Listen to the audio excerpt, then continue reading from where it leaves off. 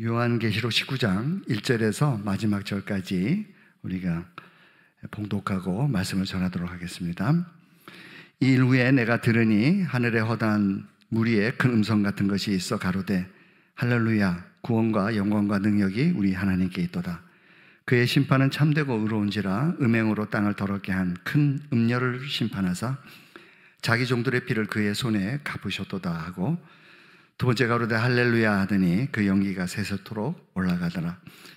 또 24장로와 네 생물이 엎드려 보좌에 앉으신 하나님께 경배하여 가로되 아멘 할렐루야 하니, 보좌에서 음성이 나서 가로되 하나님의 종들 곧 그를 경외하는 너희들아, 물은 대소하고 다 우리 하나님께 찬송하라 하더라. 또 내가 들으니 허다한 무리의 음성도 같고 많은 물소리도 같고 큰 내성도 같아서 가로되 할렐루야, 주 우리 하나님 곧 전능하신 이가 통치하시도다. 우리가 즐거워하고 크게 기뻐하며 하여 그에게 영광을 돌리세. 어린 양의 혼인 기약이 이르렀고 그 아내가 예비하였으니 그에게 허락하사 빛나고 깨끗한 세마포를 입게 하셨은즉 이 세마포는 성도들의 옳은 행실이로다 하더라. 천사가 내게 말하기를 기록하라. 어린 양의 혼인 잔치에 청함을 입은 자들이 복이 있도다 하고, 또 내게 말하되 이것은 하나님의 참되신 말씀이라 하기로, 내가 그 발 앞에 엎드려 경배하려 하니 그가 나더러 말하기를 나는 너와 및 예수의 증거를 받은 내 형제들과 같이 된 종이니 삼가 그리하지 말고 오직 하나님께 경배하라. 예수의 증거는 대언의 영이라 하더라. 또 내가 하늘이 열린 것을 보니 보라, 백마와 탄자가 있으니 그 이름은 충신과 진실이라. 그가 공의로 심판하며 싸우더라.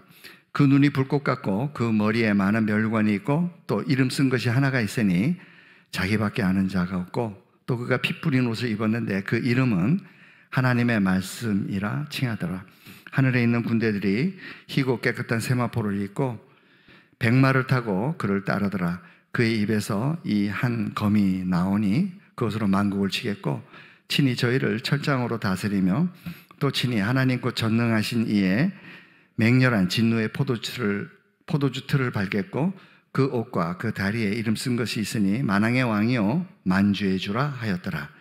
또 내가 보니 한 천사가 해에 서서 공중에 나는 모든 새를 향하여 큰 음성으로 외쳐 가로되 와서 하나님의 큰 잔치에 모여 왕들의 고기와 장군들의 고기와 장사들의 고기와 말들과 그 탄자들의 고기와 자유한 자들이나 종들이나 물은 대소하고 모든 자의 고기를 먹으라 하더라.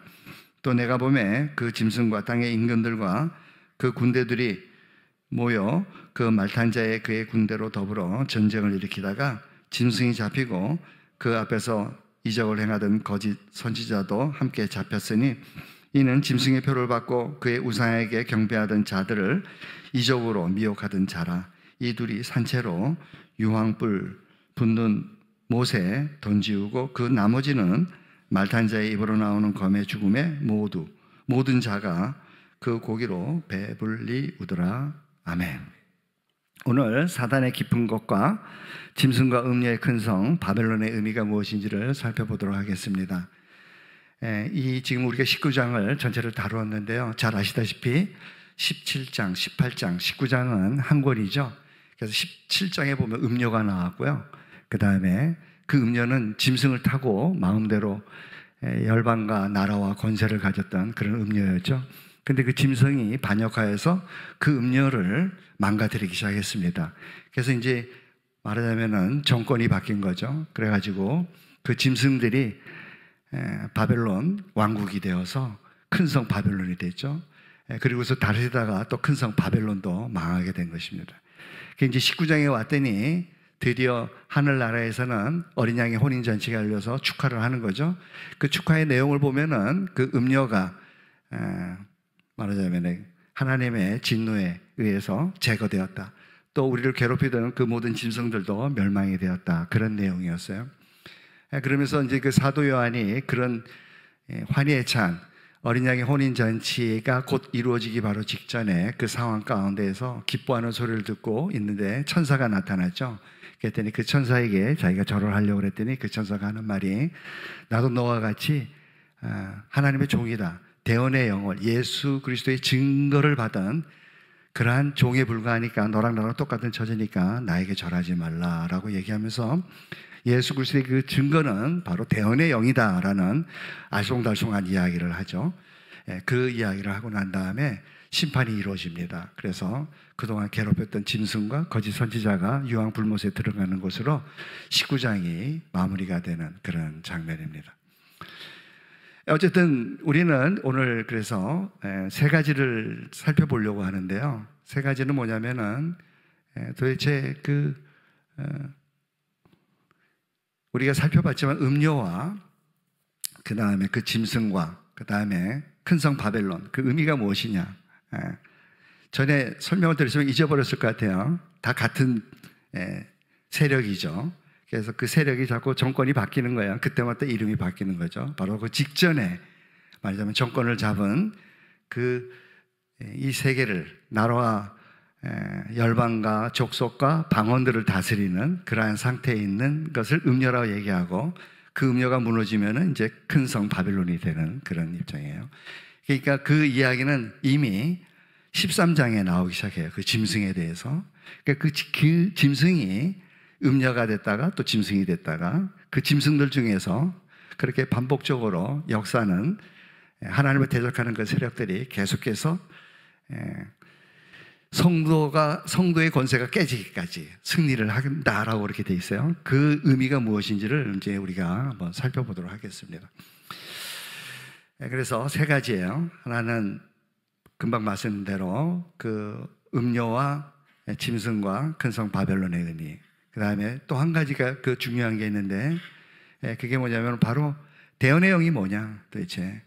절하지 마라. 나도 너와 똑같은 그리스도의 종이다 라고 얘기를 했죠.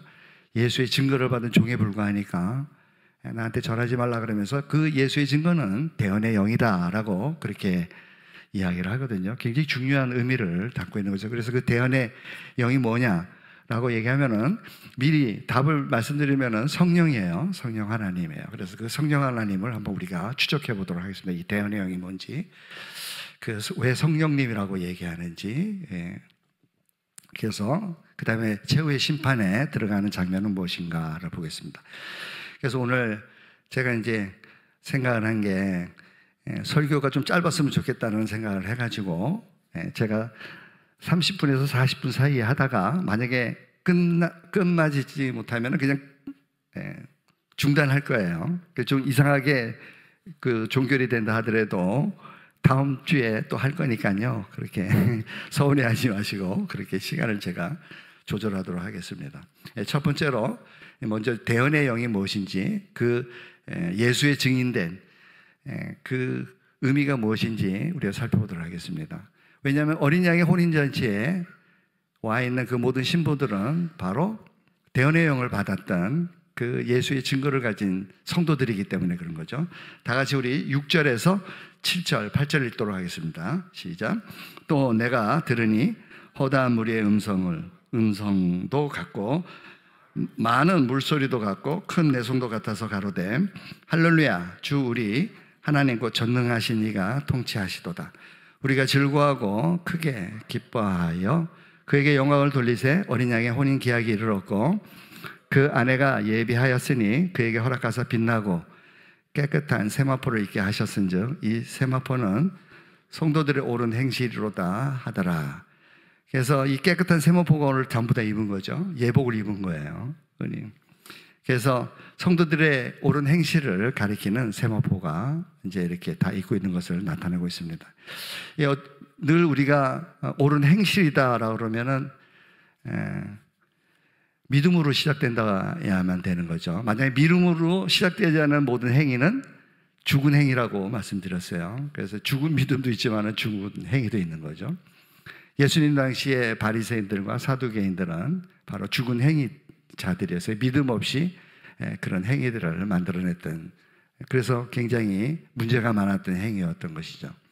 어쨌든 믿음은 반드시 구원을 이루게 되고 바로 이런 옳은 행위를, 성령의 열매를 나타내게 되어 있습니다. 그래서 구원에 참여하는 그 모든 어린 양의 혼인잔치에서 참여했던 성도들은 바로 예복을 갖고 있는데 그 예복이 바로 옳은 행위라는 것이죠. 물론 사도 바울이 굉장히 고민을 많이 했죠. 7장, 로마서 7장에 보면은 거룩하고 또 선하고 의롭게 살아가려고, 즉 옳은 행실을, 도덕적인 삶을 살아가려고 했었죠. 근데 안 된다는 것을 알았어요. 왜냐하면은 의지는 있었지만은 자기의 능력이 없다는 것을 알았죠.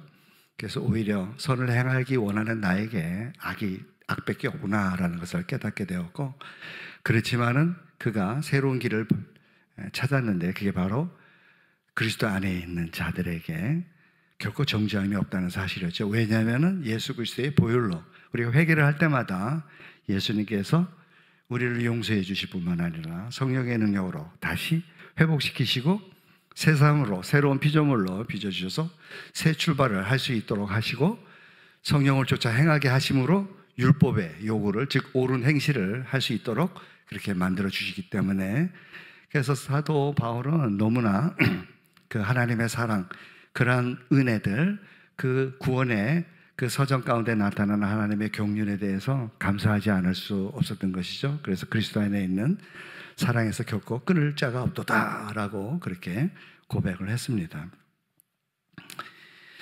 어쨌든 어린 양의 혼인잔치에 우리가 또 지금 특별히 살펴봐야 될 게, 마태복음 25장에 보면은 열처녀 비유가 나오잖아요. 거기서 이제 보면은 등불을 다 갖고 있다가 다 졸았어요. 잠이 열처녀 다 들었는데,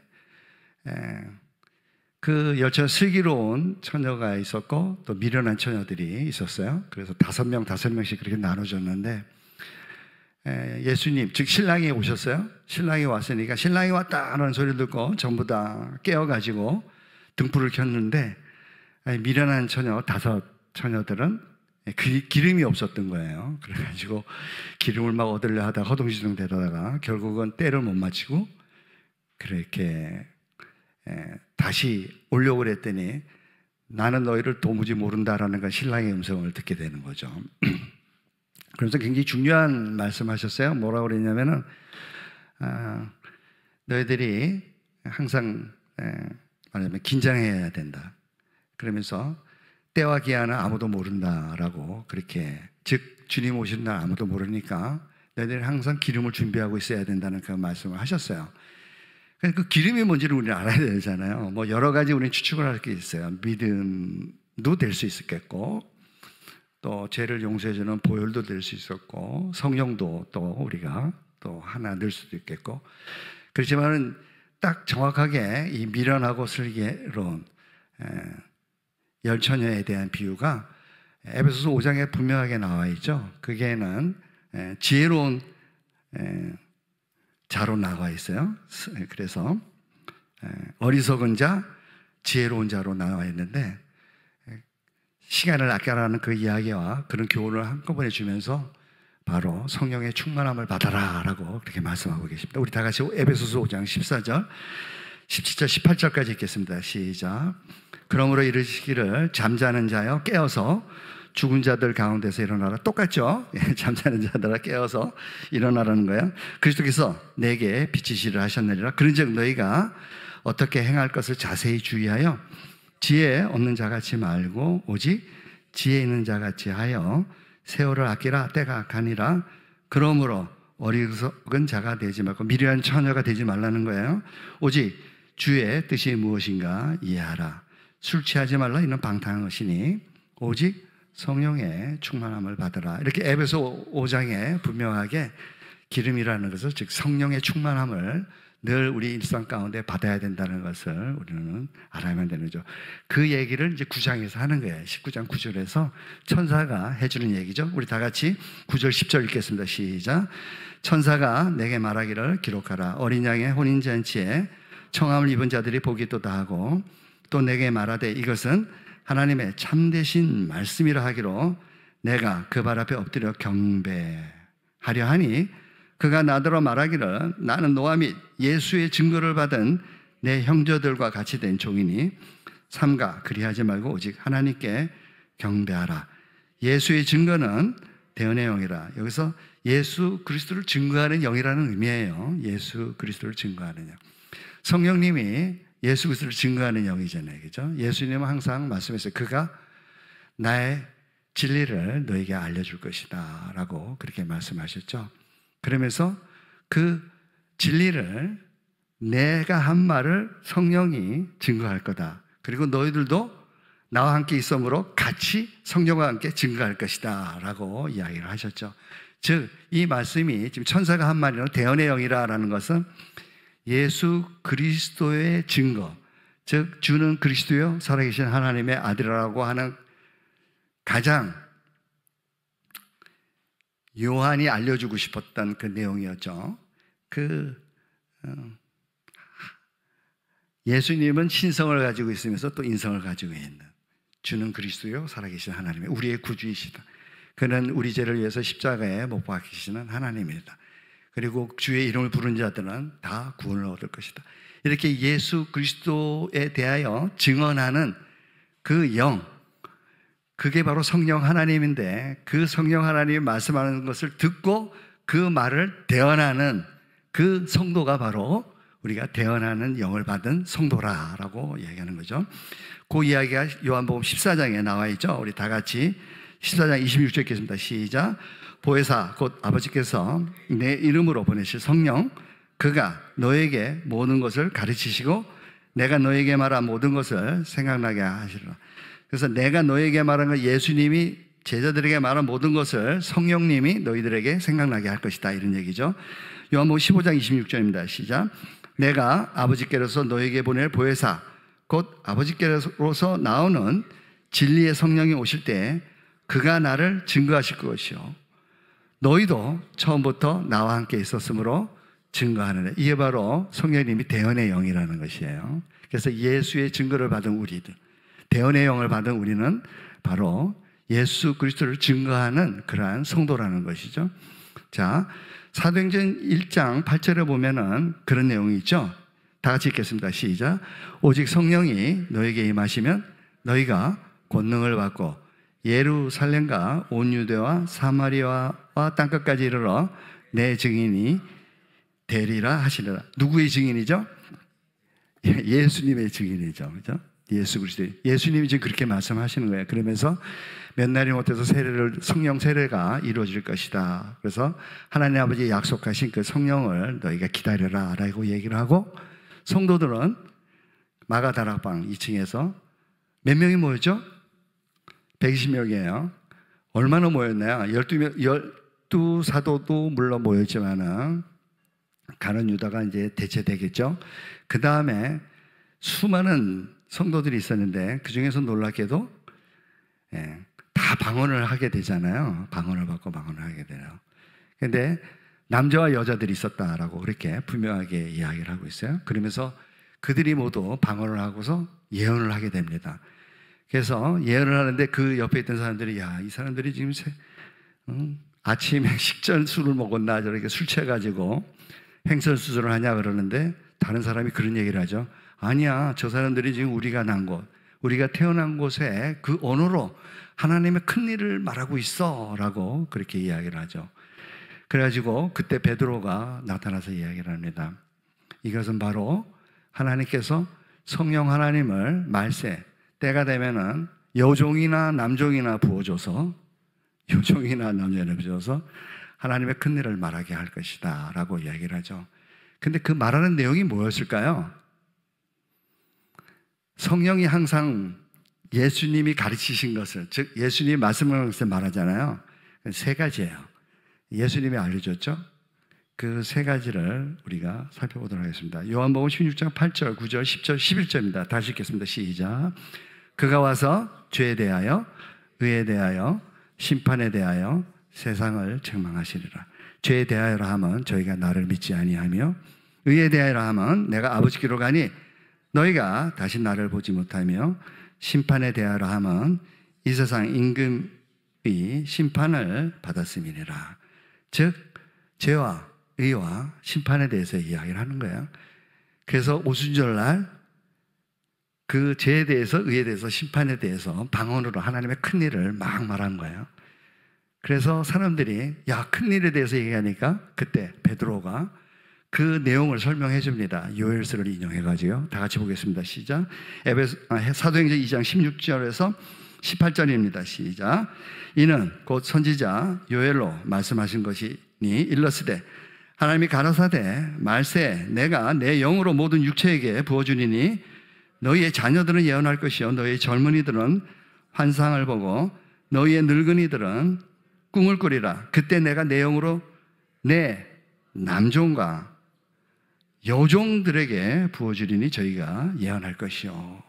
예언은 하나님의 말씀을 밝히 드러내는 거예요. 이렇게 점쟁이들처럼 미래의 일을 예측해서 알려주는 식으로 성경에는 예언이라고 얘기하지 않아요. 하나님의 말씀을 성도들에게 정확하게 알려주는 거죠. 그것이 바로 예언이에요. 성경에서 말하는 예언이죠. 물론 다른 때도 사용할 때도 있어요. 미래에 뭐 비가 온다든지 앞으로 비가 오지 않을 것이라는 것도 포함이 되어 있지만은 정확하게 원어상으로 우리가 얘기할 때 앞에서 나서서 말하는 것을 말하는 거예요. 예언은요. 즉 사람들 앞에서 저처럼 나와서 말씀을 전하는 것, 이것이 하나님의 말씀을 가감없이 그대로 전하는 것이 바로 예언이고, 실제로 오순절날에 일어났던 그 예언들은 전부 다 하나님이 성령께서 대언의 영으로서 우리에게 알려준 것들을 그 당시에 알려줬던 사도들에게 120 문도들에게 알려준 대로 그대로 표현됐던 것이고, 그것이 바로 요엘서에 예언되어 있던 것을 베드로가 인용해서 다시 설명해 줬던 것을 알 수가 있습니다. 사도행전 2장 19절에서 20절, 21절입니다. 심판에 대해서 내용이 나오죠. 다 같이 읽겠습니다. 시작. 또 내가 위로 하늘에서는 기사와 아래로 땅에서는 징조를 베풀리니 곧 피와 불과 연기로다. 주의 크고 영화로운 날이 이르기 전에 해가 변하여 어두워지고 달이 변하여 피가 되리라. 누구든지 주의 이름을 부르는 자는 구원을 얻으리라 하였느니라. 이렇게 구원에 대해서도, 즉 죄에 대해서, 의에 대해서도 알려주기 때문에, 특별히 베드로는 성령의 대언의 영혼을 받았잖아요. 그래서 성령에서 알려준 그대로 이야기를 합니다. 그래서 그 중에 말하자면 공포에 질렸던 한 사람이 베드로에게 묻죠. 그럼 우리가 어찌하면 되겠느냐? 이 상황에서 우리가 어떻게 하면 되겠느냐를 얘기하니까 회개하고 예수의 이름으로 세례를 받아라. 즉 믿으라는 거죠. 예수님을 믿어라. 그리고 죄사함을 받아라 라고 얘기하죠. 그래서 회개하고 죄사함 받는 게 너무 중요한 개념이죠. 우리가 너무나 많은 경우, 제가 며칠 동안 살이 좀 많이 빠졌잖아요. 살이 많아서 운동도 많이 열심히 하고 먹는 것도 조절해서 그렇지만은 하나님께서 잠을 안 재우셨어요. 계속 하나님의 말씀을 쏟아 부어 주시기를 시작하는데 울기도 많이 울었습니다. 뭐 때문에 제가 고통스러웠냐면은 그동안 이때까지 목회 생활을 하면서 의에 대해서는 너무 말을 정확하게 제시했는데 죄에 대해서는 너무 그냥 대충대충 넘어갔던 것을 깨닫게 되었고, 성령 하나님께서 엄청난 책망으로 하셨죠. 그래서 그 죄들을 돌아보면서 성도들을 제대로 인도하지 못했던 그 자책감에 너무나 고통스러웠습니다. 어쨌든 그 죄의 문제를 해결하는, 죄가 어떻게 발생하는지, 죄가 어떻게 우리를 사로잡고 있는지, 그에 대해서 하나님 너무나 분명하게 얘기해 줬는데도 불구하고 그것을 그냥 대충 대언의 영을 받았다고 자부했던 제가 죄에 대해서 너무나 가볍게 생각하고 대충 하나님의 말씀을 이해해서 결국 성도들에게 그 무장시키지 못했던, 무장 오히려 해제를 시켰던, 사단에게 승리를 안겨줬던 그런 생각들 때문에 너무나 힘이 들었습니다. 어쨌든 사단의 그 간교한 계략이 있는 거죠. 그 간교한 계략은 우리가 지금 그 짐승 편에서 음료와 짐승과 바벨론성 큰 바벨론성, 그걸 다루면서 하겠는데요. 어쨌든 계시록 2장 7절에 이렇게 말씀하죠. 대언의 영이신 성령 하나님께서 각 교회에다가 이야기를 합니다. 뭐라고 얘기하는지 우리 볼까요? 첫 번째 에베소 교회에게 얘기합니다. 시작. 귀 있는 자는 성령이 교회들에게 하시는 말씀을 들을지어다. 이기는 그에게는 내가 하나님의 낙원에 있는 생명나무에 과실을 주어 먹게 하리라. 그러니까 이기는 자여야 돼요. 그죠? 성령님이 지금 교회에게 하시는 말씀이잖아요. 그러면서 이기는 자. 근데 모든 7개 교회가 다 다르게 말씀하세요. 그러니까 지면은 어떻게 되는 거죠? 이거 뭐 생명나무 열면 못 먹는 거예요. 그렇잖아요. 그죠? 네, 그러니까 우리가 죄에 대해서 너무 가볍게 여기는 경향이 있어요. 십자가의 보혈로 모든 죄가 다 퉁쳐지는 거죠. 맞아요. 예수님께서 우리의 모든 죄를 대신 지고 십자가에 못 박히셨거든요. 그래서 그걸로 끝나는 게 아니라 오늘 우리 담임 목사님, 남 목사님이 말씀했잖아요. 교회를 세우신 목적이 그렇게 그냥 칭의로 의롭다 너희들 믿으면 제사함 받는다로 끝나는 게 아니라 목적이 있다고. 그 목적이 바로 거룩이라고 말씀하셨거든요. 교회가 정말 이 죄와 싸워서 승리를 해야 되는데 제가 이렇게 그 밤에 묵상하면서 지나왔던 그 교회에 일어났던 그런 모든 사건들을 돌아다 보니까 정말 항상 죄가 승리하는 그런 상황이 됐던 거죠. 그게 다 우리 제 입장에서는 제가 제대로 죄에 대해서, 의에 대해서, 심판에 대해서 이야기해야 되는데 맨날 의에 대해서만 이야기를 한 거예요. 죄에 대해서 얘기를 하면 이렇게 베드로가 요엘서에 인용해가지고 심판까지 이야기를 할 텐데 그런 것들은 대충 스킵하고 넘어왔던 게 왜 그러는지 모르겠어요. 왜 그렇게 눈이 멀었는지 저는 잘 모르겠습니다. 하여튼 지금이라도 정신을 차려야 되겠다는 생각을 하게 되었습니다. 에베소 교회 다음에 서머나 교회죠. 서머나 교회는 뭐냐면은 이기는 자에게는 둘째 사망의 해를 받지 않도록 하겠다 이렇게 말씀했어요. 둘째 사망은 바로 유황불 최후에, 즉 지옥이 아니라 지옥 다음에 가는 곳이죠. 최후의 백보자 심판 후에 가게 되는 그곳에 너희들이 가지 않는다는 얘기는 지면은 그곳에 간다는 얘기예요. 버가모 교회는 뭐라고 말씀하냐면은 너희 이기는 자에게 감추었던 만나를 주겠다라고 그렇게 말씀하셨죠.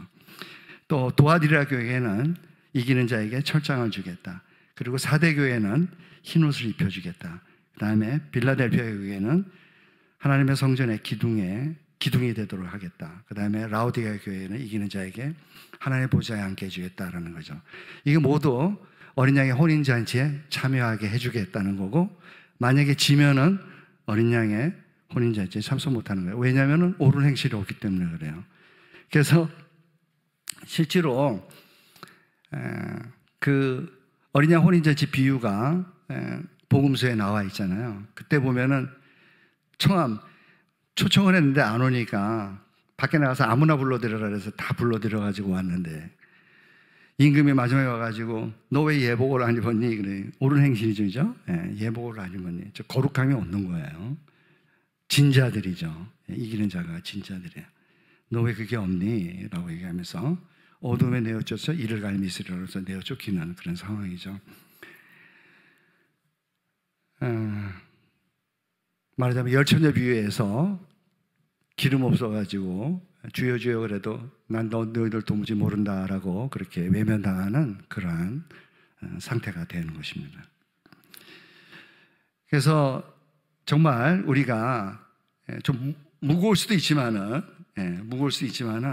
성령께서 우리가 깨닫게 해주는 대로 우리 능력 없어요. 그걸 지킬 능력이 없단 말이에요. 그 능력이 누구한테 나오겠어요? 성령 하나님께서 나와요. 그렇지만은 성령 하나님부터 능력이 나오는데 성령 하나님이 능력을 주는 게 당신이 이기게 하지 않아요.